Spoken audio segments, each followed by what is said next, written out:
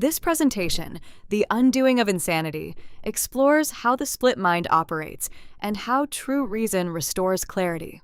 We will examine the ego's architecture, contrast it with the logic of love, and outline a practical path for moving from confusion and fear to a stable, sane perception of reality. Here we see the mind split between the ego's insanity and the Holy Spirit's reason. The ego is rooted in separation, fear, and guilt. The Holy Spirit is rooted in truth, love, and forgiveness. Although we experience many feelings, they reduce to two: fear or love. Our task is to learn to recognize which one we are choosing.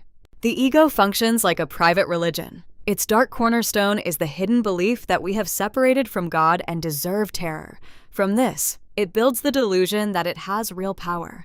To dismantle the ego, we must expose this buried premise to the light and see that what is not of God has no power at all. The ego's engine is projection.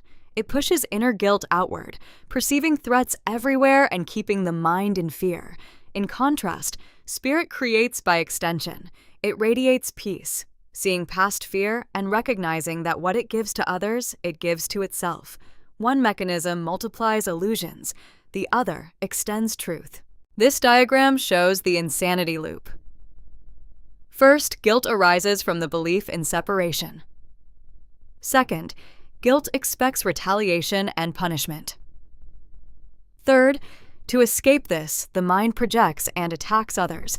Fourth, attack seems to prove guilt was real, reinforcing the cycle. Understanding this loop is the first step to interrupting it. Dissociation keeps the ego system alive. It walls off guilt and fear from love and truth, so they never meet. The ego hides its illusions in darkness, because if fear were brought into the light of love, both could not be accepted together. By keeping guilt and innocence separate, it preserves the illusion that both are real. Our perceptions act as messengers. When we send messengers of fear, they search for guilt, attack, and return with evidence of a hostile world. When we send messengers of love, they overlook guilt, seek truth, and return with peace. Educationally, this invites us to ask, which messengers are we authorizing in each situation? The turning point is recognizing that we are not truly afraid of suffering, but of redemption itself. Beneath the ego's foundation lies the memory of God. We fear perfect love because it proves the separate ego never existed. The ego bargains for fear and attack to preserve itself, even at the cost of our peace. Reason in this framework is not human cleverness, but the Holy Spirit's logic of cause and effect. Premise 1. All real power is of God, or love. Premise 2. What is not of love has no power and leads to nothing. Therefore, fear, guilt, and sin cannot truly exist.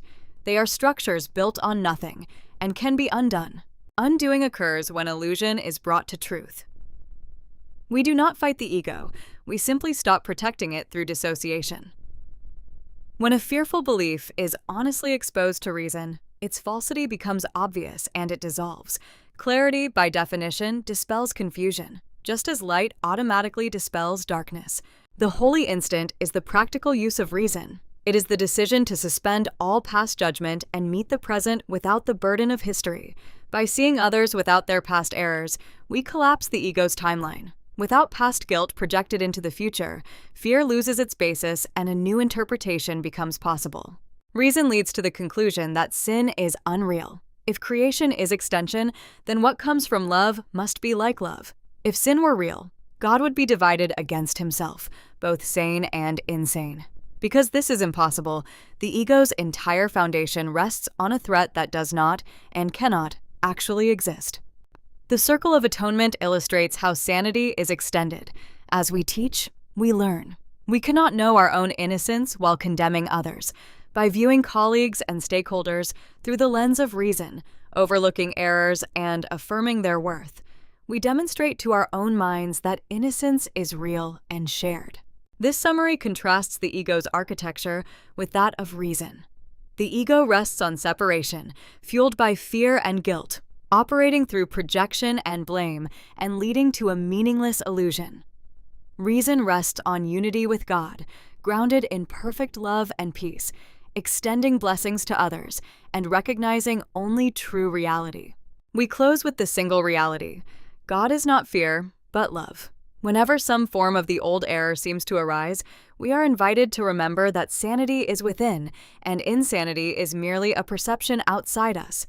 Aligning with this truth is the core of undoing insanity and restoring a stable, peaceful mind.